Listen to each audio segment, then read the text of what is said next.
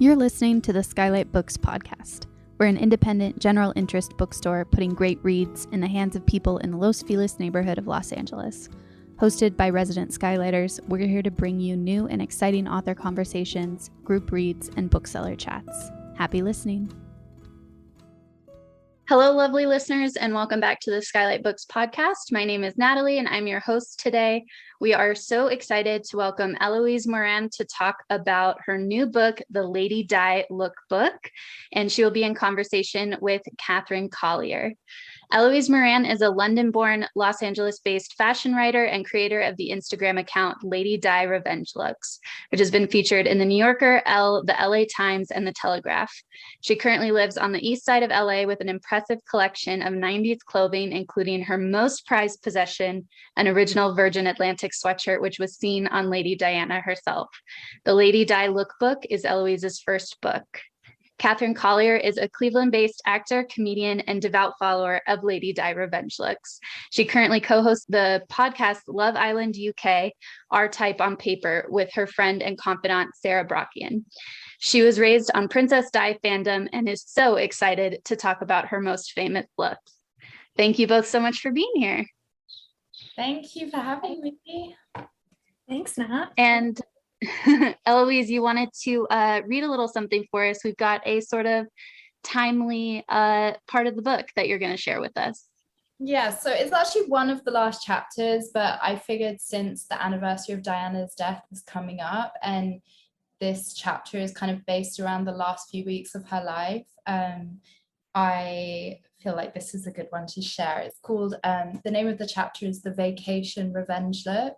And for anyone who follows my Instagram account, Lady Di Revenge Looks, I usually kind of caption every outfit a different revenge look. So these are some of the ones that she wore when she was cruising around the Mediterranean with Dodi Al-Fayed. So yeah, I'll start. So in July 1997, with word that her ex-husband was to host Camilla's 50th birthday party at Highgrove, Diana accepted a conveniently timed request from Harrods owner Mohamed Al-Fayed to join him and his family at their Saint-Tropez villa. "Wouldn't it be funny if I suddenly came out of the birthday cake?" she teased. Instead, Diana decided to take the high road and a summer holiday. She hopped aboard Al-Fayed's private jet with Princes William and Harry and joined the billionaire and his family at their sprawling beachside mansion on the Côte d'Azur. It was there she was reacquainted with Dodi, Al-Fayed's son, whom she first met in 1986 at a polo match, where he played on the opposite team to Diana's ex-husband. Like Diana, Dodi was a fellow divorcee, and he was dating the American model Kelly Fisher at the time, whom he unceremoniously dumped just days after he was reunited with the princess at his father's house.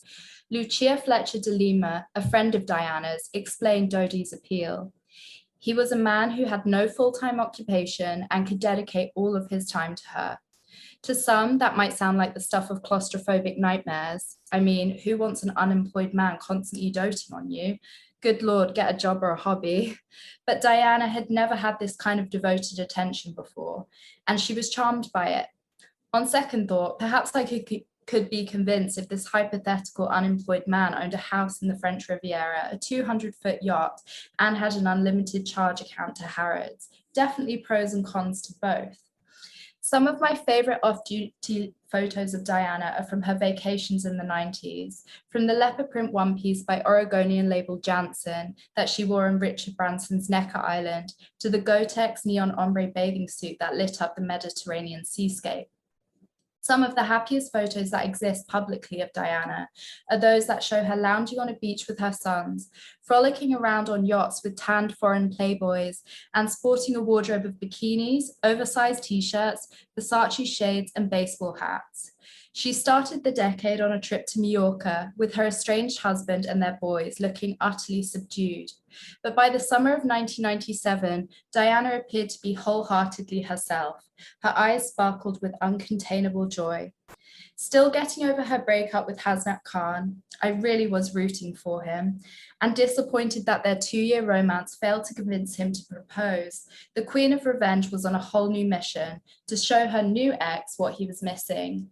Khan was as understated as Dodie was flashy, as remote as Dodie was public, as somber as Dodie was carefree, wrote Sarah Ellison for Vanity Fair. In other words, for better or worse, Dodie was everything that Khan wasn't. It's very much disputed whether Diana was actually in love with Dodie. He gifted her a ring from Reposy the day before their untimely deaths after the accident in Paris's Pont de l'Alma tunnel, and many speculated that it was the engagement kind. Of course, after the tragedy, the press decided to create their own fairy tale ending, perhaps to soothe the grief-stricken public, or to continue telling the sensational story that they had always wrestled to dictate. For Diana, giving gifts was her love language. Diana's bodyguard, Ken Worf, said she loved to shower her men friends with gifts, and it all went on the Prince of Wales account. Rosa Monckton, a close friend of Diana's, believed that her summer dalliances with Dodie were to make Hasnat jealous enough that it would force his hand, as she still loved him. On her final cruise around the Mediterranean, there were multiple reports of Diana colluding with the paparazzi by telling them where she'd be. A famous Mirror front page bearing the headline, "The Kiss," showed Diana in a fluorescent pink floral bathing suit, locked in a passionate embrace with her Egyptian boyfriend. The whole world went wild, and poor Hasnat tried to call Diana on her cell phone, but she had, rather brutally, already changed her number. Now, although most of us can't really relate to conspiring with the paparazzi to get the perfect post-breakup revenge shots, although this would be such an iconic way to inflict revenge, I wish I had this capability in my back pocket. It isn't too dissimilar from the Instagram breakup revenge mentality of today. Raise your hand if after a breakup you've curated your own reality via a series of painstakingly strategized candids on social media. Of course you have. Diana went through the exact same motions as the Instagram generation of today, except she was able to enlist the slightly elaborate help of the international media. Whether she was simply on the rebound with Dodie, seeing him with the intention of manipulating Hasnat, or truly in love, we'll never know. Diana had a whirlwind summer fling, and in her final weeks of life, she looked genuinely happy and free.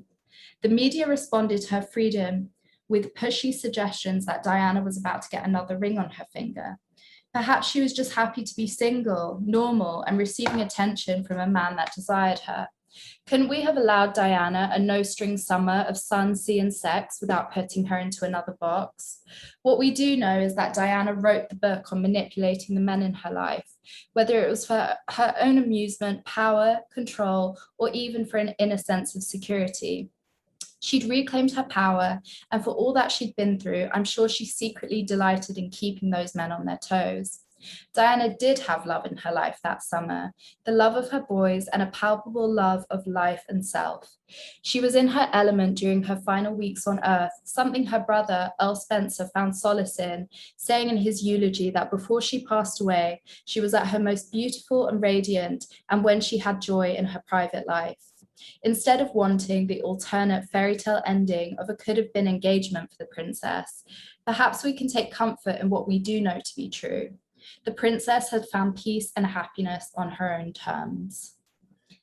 And then I just want to finish the reading with quite a tragic but really beautiful quote that Diana had said in her secret tapes, which was, she said, "I know one day if I play the rules of life, the game of life, I will be able to have those things that I've always pined for, and they will be that much more special because I will be that much older and I'll be able to appreciate them more." And I think, you know, it just shows she had so much hope for where her life would eventually go. And she said this in kind of the early 90s. And I think she really did believe that, you know, hope was on the horizon for her. So, you know, it's just so, it's kind of bittersweet. She had the last few weeks of her life, we see her, you know, living her life, being a 30-something-year-old, dating, like frolicking around the French Riviera. And then, so we can take comfort in that, knowing she was happy, but it is very tragic to think that it was taken away from her so soon. Absolutely. And thank you so much for reading that. I love that chapter, and I'm so glad you chose that one to read today. Eloise, thank you again for coming on the podcast. It's nice to meet you officially. And I just wanted to say, I think you really nailed it throughout your whole book, but in that last chapter with hopefulness. And I think that's a reoccurring theme throughout every era of Diana's life, just that longing, that searching, and finding it within herself as well. And I think your book does a really terrific job of showing that. I was really surprised, incredibly surprised actually, that you only started your Diana research in 2018. Yeah, so actually before that, obviously I'm British, if you hadn't already figured that out by now. But I obviously grew up with Diana to an extent, but really didn't know kind of too much about her. I didn't know the ins and outs of the relationship, the kind of attitude towards her. I think when you grow up with her in the UK, I mean, and for context, I was born in 92, so she died in 1997, so I was only 5 when she died. I think mine and my generation's understanding of her for the most part was she was this princess, people really loved her, but I don't think we really were so acquainted with the story of why that was. And I happened to be going through a marriage breakup, as you do when you're 25 years old.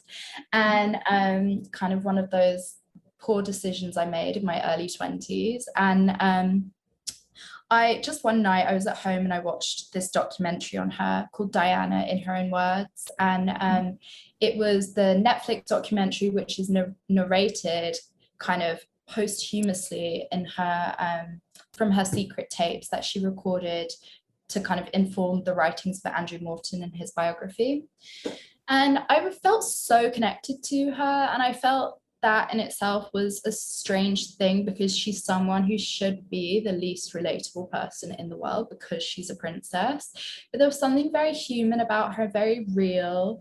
I even noted like a bit of a sense of humor that I kind of related to. And I think at the time I was kind of feeling so kind of intent on I want to make my ex, regret this and blah blah blah and all the things you do when you're going through a breakup. And I started calling my outfits my revenge looks, and it was like purely a joke. And then after this Diana thing, I started doing a bit of research, and I was like, oh my God, Princess Diana has a revenge wardrobe. And I searched the account because I was like, this has to already exist. Like, there's no way no one's not done it, and no one had. And at the time, no one was posting anything Diana on social media. So it really was kind of uncovering this treasure trove of outfits.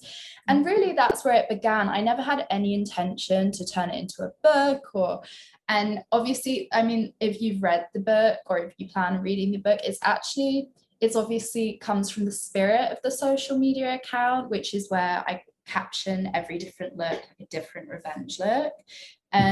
But this is really an in-depth psychobiography of the princess, but from a very strong, uplifting feminist angle, because I really felt that story, the one that this whole new generation is so connected to and inspired by, I felt like that hadn't been told.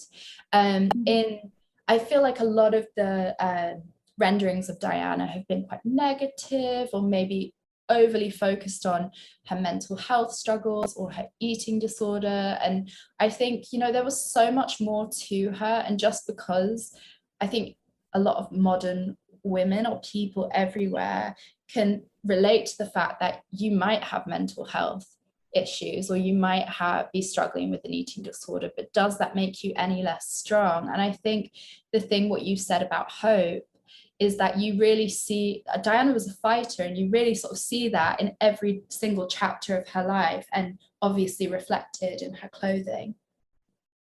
Absolutely. And going through what you said, you can just tell throughout the book, like your words are just so filled with love for this woman. And you get not only appreciation for Diana and for her outfits, but also just an immense amount of gratitude as a woman in 2018 through 2022. And you can feel that through the words on the pages.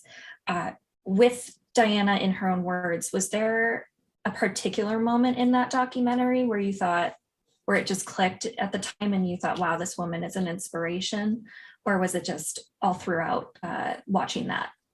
I think I was quite sort of enchanted by her from the beginning, because it is funny to sort of hear such a personal narration from someone whose image is so famous. Like, it's almost like if these secret tapes from Marilyn Monroe telling kind of all the ins and outs of maybe her relationship with the Kennedys or whatever, there's something that really grabs you about that, and just hearing someone's voice and connecting to them on that level, it almost makes them feel like they're still there. And I felt it from quite early on. I felt that she had a very rebellious streak in her when she stepped out wearing this dress by David and Elizabeth Emanuel to one of her first royal engagements. And it kind of had a deep plunging neckline, and it was black, and both of those things you weren't meant to wear inside the royal family, because I mean, plunging neckline speaks for itself, but you weren't meant to wear black because it was color of mourning. Mm-hmm. And she kind of defied Charles's wishes by stepping out in that. So at that point I was like, okay, she's cool, she's a bit rebellious. She's got my attention. Yeah, exactly.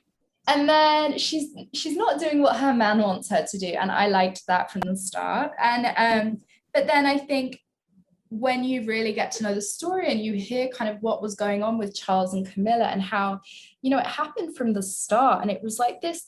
I think so many of us have been in relationships at some point in our lives where there's been this kind of jealousy surrounding another woman, or something that holds your partner's attention, and it fills you with insecurity, and you think that really didn't let up for her. And I think you just see her experience of it, and it was just like endless, and I really felt for her. I was like, and there was parts of it I really related to. And that's obviously, so if anyone follows the Instagram account, my hashtag is FUCC, which means fuck you, Charles and Camilla. And I honestly wrote it in my first post, didn't really think about it.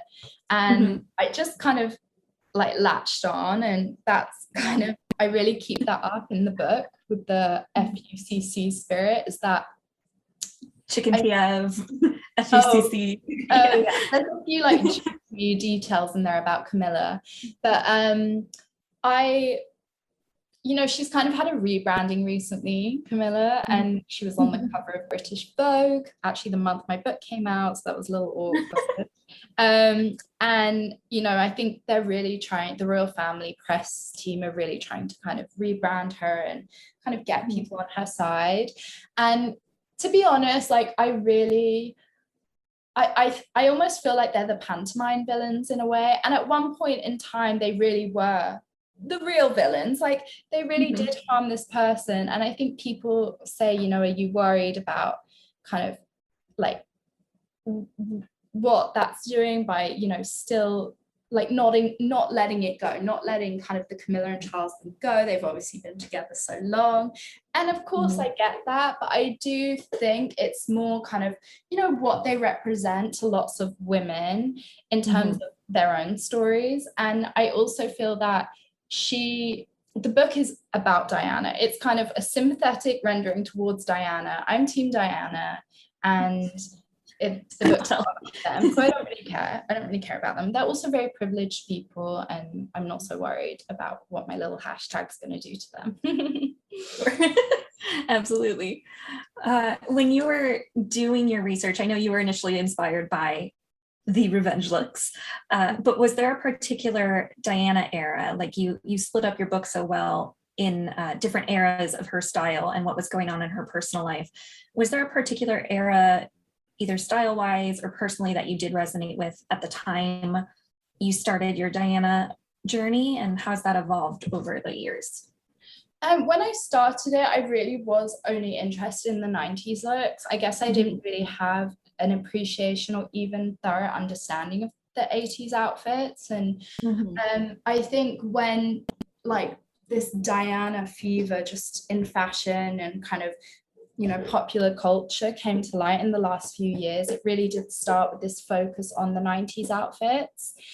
And they also felt kind of, there were all these social media accounts like 90s Anxiety, Velvet Coke, like all of these nostalgia accounts, and it was very all out 90s. But I think in the way just fashion is cyclical, I think the Diana effect has extended beyond that, and now we've seen lots of designers take references from the 80s, and it honestly wasn't until I started writing my book and doing all of the image research and really like digging through the 80s looks, I realized there are some incredible looks in there too. Some of them were maybe a little more recognizable, and then others of them, I was really lucky because there was one photographer who was a paparazzo in the 80s, and he was kind enough to send me his entire archive of just film of Diana. So I got to look through so many incredible photos, and this was last year, so still kind of pandemic vibes. I mean, it's still a pandemic, obviously, but last year was still pretty, not fun.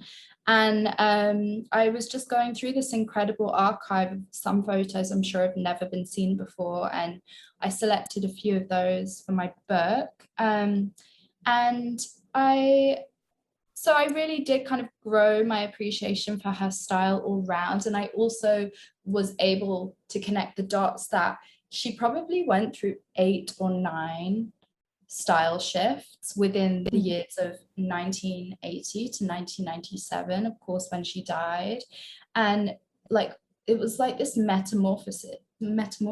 And she, but each of these outfits, the way when you're in your 20s and you're kind of experimenting with your style, and it can be a bit messy, and you can look back and you can kind of cringe at a lot of it.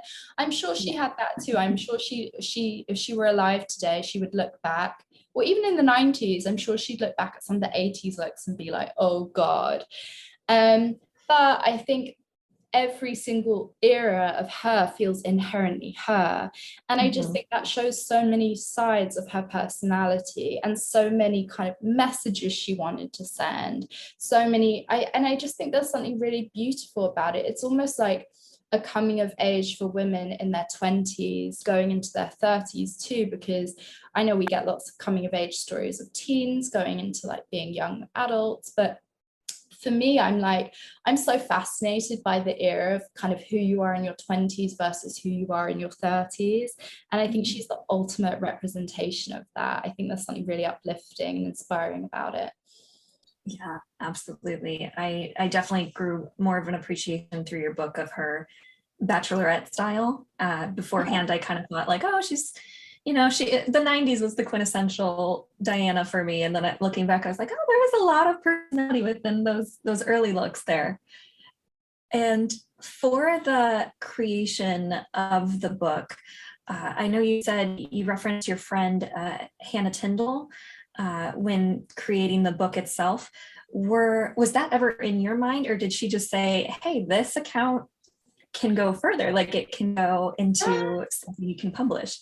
So no, Hannah's been a friend of mine for years, and she now is fashion director at Evening Standard magazine, ES magazine in London. But at the time she was working for another, and she was one of kind of my early friends who followed the account when it had maybe like 30 followers or something, and it was never intended. If you know me, I'm not the kind of person to create something, be like, I want this to be this, I want this to go somewhere. I never really had a vision for it like that.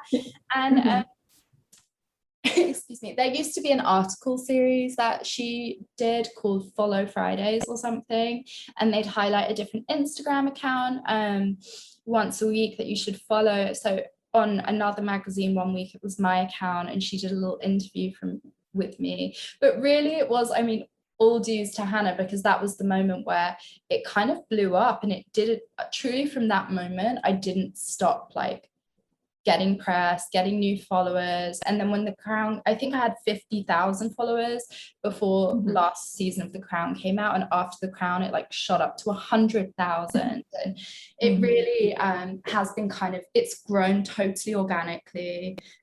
Sometimes I feel like I don't even do enough on the account, and it just shows kind of the love for Diana. And there's such a mix of people who follow it. I think there are like the true Diana stans who are like, they follow every Diana account out there. But then I think there are the ones who kind of love the like sassy, bitchy message behind it, or they love fashion in general. But it's actually a very positive space. There's not too much kind of negative. Occasionally there's a conspiracy theorist on there, but it's hard to avoid in America. Yeah, they just pop up. I know, they're everywhere.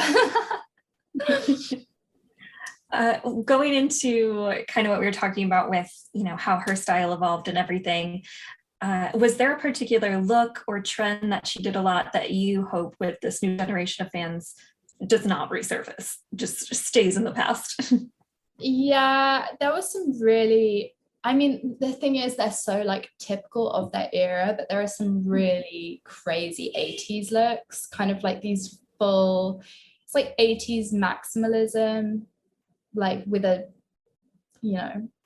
dusting of like frothy princess and the kind of big velvet puff sleeve gowns and the colored tights. And I think, sometimes you see designers taking reference from those looks, but obviously not making it so insane and 80s looking. So I guess that kind of stuff. I'm also, thing is, I can appreciate the big collars, but they're just not my style or my personal style. So I'm kind of, they were never like the most interesting looks for me, but I know there are people who love that and kind of love the whole Laura Ashley aesthetic. But I like her cleaner looks and also there are some really cool 80s looks that I don't think have been really shared before, like some really great faux fur coat she was wearing and really cool boots. And it's kind of the looks that I came across and I was like, oh wow, she was wearing this at like peak princess time. So I had a appreciation for those. But yeah, there's definitely, actually in the beginning in my book proposal, I had a section called like, which obviously I would have named it something else, but it was like the blooper outfits. And like, even the princess could get it wrong sometimes. And it had some of her most like scary, hideous outfits in there. But just because of how much it cost to license images, we ended up cutting that section. Just for the archives. Yeah, it's just for me. Another part of the book that I loved was that you added little highlights for Princess Anne and also Sarah Ferguson's personal style. How did you choose those two women to highlight versus anyone else in the royal family or Diana's circle? Well, okay, it's funny because I actually think genuinely that I really feel like Diana was the most stylish person in the royal family, and I think she kind of continues that legacy to this day.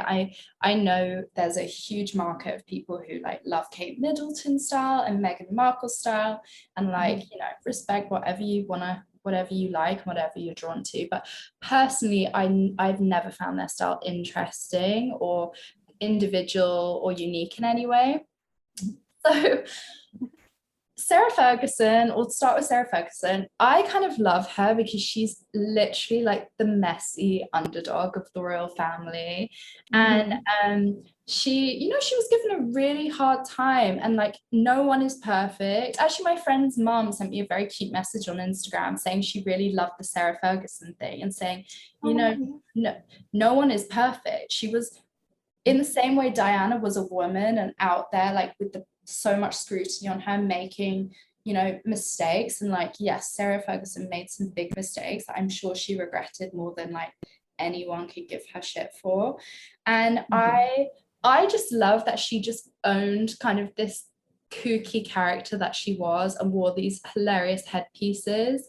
And the way that all the royals kind of have their thing, that seemed to be her thing, wearing, it was almost like instead of wearing a tiara or a crown, she'd wear these crazy headpieces or these diamante hair clips, and or the hat that said kind of Hollywood or LA on it or something when she visited. Yeah, themed for each trip, which yeah, exactly. And I kind of like that about her. And you read into the stories about her, and they're pretty juicy. But it is sad to think, she was like, she had this relationship with some American guy, and a very intimate moment was caught on camera and people just ridiculed her. And I think that was how she was kind of treated within the royal family was as a bit of a joke, and that's so not fair. Like, she was like a mother and she was trying her best in such a strange scenario and environment.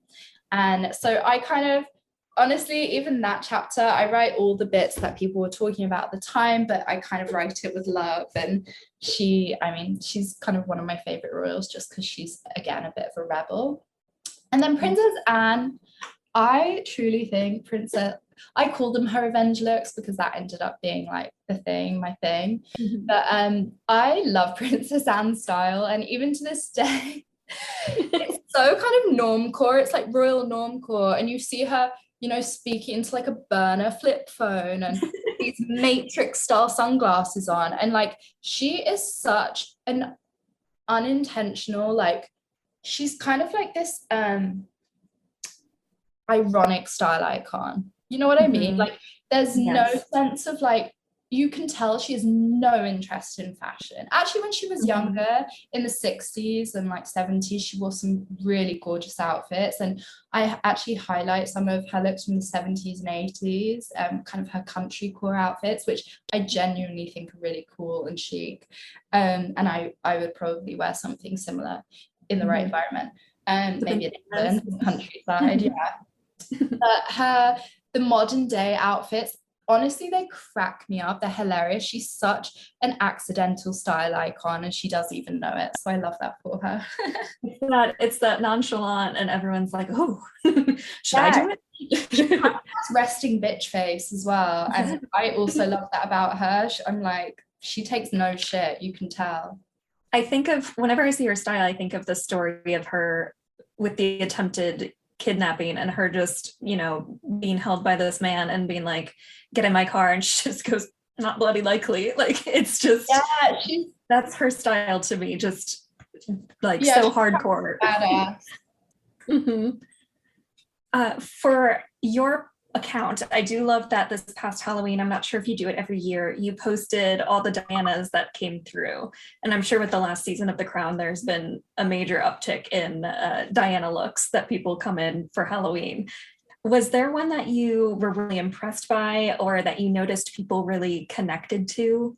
Yeah, there are actually two. So Tommy Dorfman is the queen of revenge look. She's so fabulous, and she wore a Sleeping Beauty. There's the famous Sleeping Beauty image of Diana had fallen asleep in this big frothy gown, and Tommy actually recreated that and looked incredible. And it was kind of did the exact pose as well. So I love that one. And then there was another one, I can't remember their name, but they did the classic revenge dress in New York City and had like the perfect wig. It was in the sheer stockings, and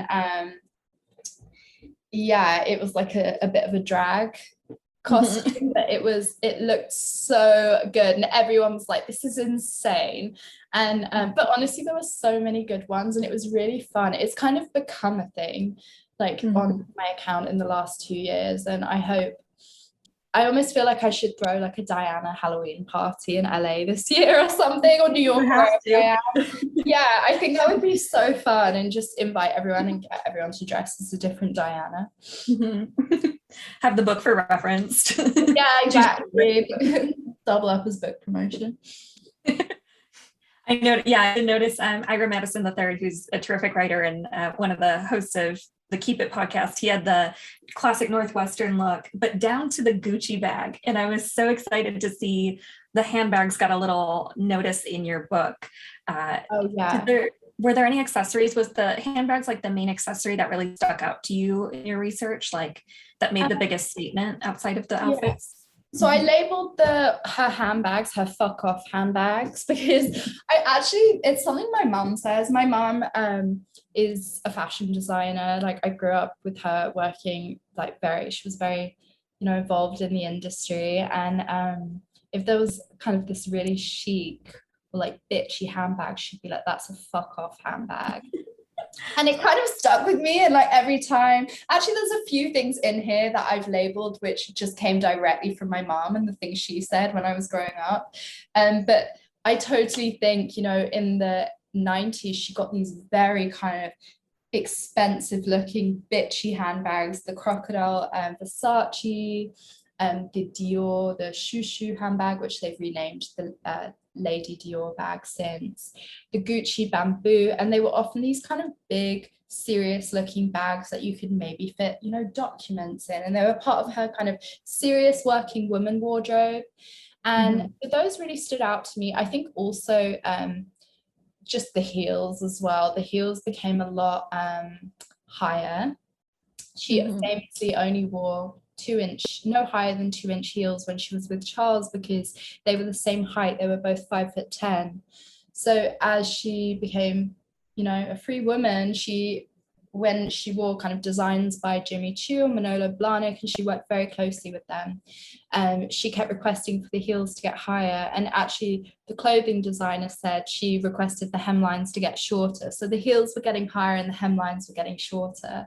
And, you know, we saw Nicole Kidman do that with in her split from Tom Cruise, because also he was another short king.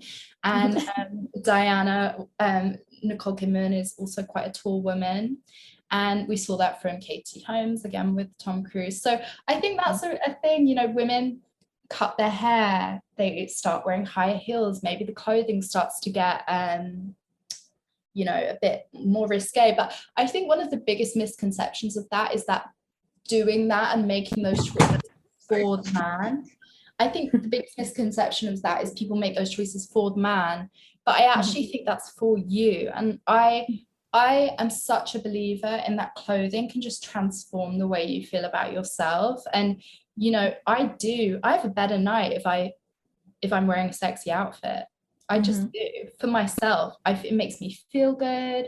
I love, how it makes you feel. And yes, okay, the intention might be, if they see this, I want to piss them off. But I mean, the likelihood of them seeing it is whatever. It just it helps you grow your confidence when you've been in a place that's kind of less than good, or you've had the confidence knocked out of you. I was in a pretty shit relationship, and like clothing really helped me transform my attitude towards myself. And essentially that's what the book is about. And it's, you know, it's not just, oh, she's wearing this and she's wearing that. It's like, how can clothing heal you? How can you make yourself feel better with clothing, and all these other things that Diana did? It's almost like the ultimate guide to getting over like a bad breakup, or like maybe a job that's made you feel not good about yourself, or just anyone who's sort of, you know, harmed you a little bit. Yeah. Speaking of that, I do love that in the last few pages of your book, you do have a list of Diana resources, you know, favorite brands, favorite shops, which is so cool that you got to speak to people who own the shops since the time that Diana was purchasing from them, and seeing that Diana effect that you were talking about earlier of how their products came to become so popular. On the last few pages, you do have a whole section of revenge playlists with your own Diana revenge playlist on Spotify, and a list of revenge movies, Legally Blonde, First Wives Club. I do have to ask, what is your like dream revenge night out? Like, what outfit are you choosing? What is your drink in hand? Concert you're going to? Anything like that? Oh my God. So my dream night out, it would be, well, drink definitely is a dirty martini with vodka, extra dirty. That's my American accent for you guys. And then my dream outfit is maybe kind of, what would I wear? I don't know. I love like a semi-sheer dress of some kind. And recently I'm very into kind of the crochet with just like a thong underneath it or something. And then some super chic like Manolo Blahnik heels. And then maybe I'm just making this up. I mean, in LA, like my real life, like a really fun, I love going to Sunset Tower. I just think it's like the most chic place to go, and I always have loads of fun there. But like dream night, I'd be maybe in Saint-Tropez on someone's yacht and surrounded by like handsome probably like gay men, because honestly, like straight men are so annoying. At this point, I'm just like, actually, my dream night does not involve straight men. Yeah, they're not there. Yeah, and we'd be like dancing to like Dua Lipa or something. That is the perfect night out in Saint-Tropez. Yeah, I was just in Saint-Tropez, so that's the inspo for it. Was that part of the book tour? No, that was my vacation from the book tour, my 5-day vacation. Oh, nice. Yeah, it was nice. Oh, so you had this night out. So you yeah, it wasn't on like a fancy yacht, but yeah, we'll get there one day. That's awesome. And then one last question. You are a terrific writer. I can't wait to see what you do next. I know this is your main project at the moment. In the future, would you like to stay in the line of fashion? And if so, do you have any other fashion muses that you take inspiration from? So I'm actually working on my next book project, but it's fiction. So it will be my first fiction project. And I think if you read the book, you see, obviously it's so fashion focused, and I continue to kind of freelance in fashion and work in fashion, but I just love kind of really strong feminine voice stories. And I love love. I love kind of telling these, empowering love, female-centric stories. So I think that's more the direction I'm going to go in, and hopefully keep a bit of sense of humor in it. And I'm working on it right now, so I can't tell you when it's going to be ready. I think in terms of another fashion icon, but I don't think I would write a book on them, is Kate Moss, which is the complete opposite to Princess Diana, but I love her so much. I just love these like British kind of iconic fashion icons. But I think for now I'm putting the pause on another fashion book, but I think fashion will always be involved in some way in my writing, whether it's kind of talking about people's clothes just naturally in how I write. But I think I've got to give a break to Princess Diana, just for my own sanity. It's a lot talking about Princess Diana. I love her, but and I definitely wouldn't write another book on another royal, just I'm not so invested in the other royals. Absolutely. Well, thank you again for talking with us, and congratulations on your book. I loved it, and I can't wait to show it to other people. Yay, thank you so much for having me. This was really fun. Yeah. Thank you both so much for joining us. And for our listeners, our guests again today were Eloise Moran and Catherine Collier, and you can buy a copy of the Lady Di lookbook at SKYLIT Books.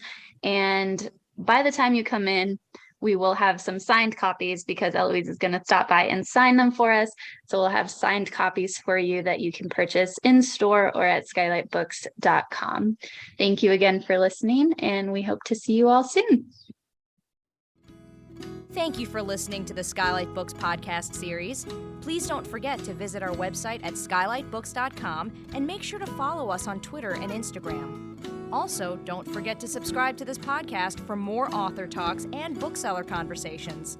You can find us on Podbean, iTunes, and Spotify. Stay safe and healthy, and we hope to see you back in our store soon.